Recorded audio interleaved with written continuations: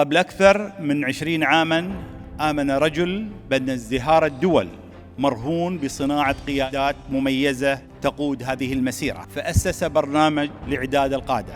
واليوم نحتفي بأكثر من 800 قائد استثنائي تخرجوا من هذا البرنامج ومن مدرسة هذا الرجل الشيخ محمد بن راشد آل مكتوم.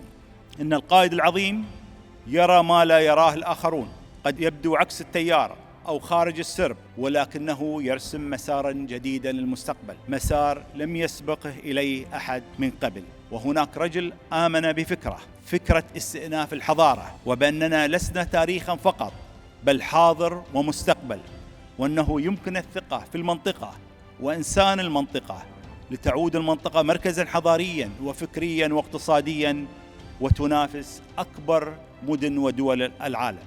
كم مدينة تبنت نموذج محمد بن راشد التنموي، وكم حكومة استلهمت من سياساتها ومشاريعها. فإن كان لنا اتخاذ عاصمة للعالم اليوم لكانت المدينة التي بناها الشيخ محمد.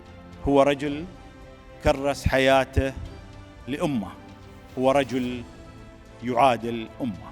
شكراً للرجل الذي حقق الأحلام ومكن الأجيال وألهم الشعوب. شكراً للقائد الذي صنع قادة. شكراً لك يا صاحب السمو.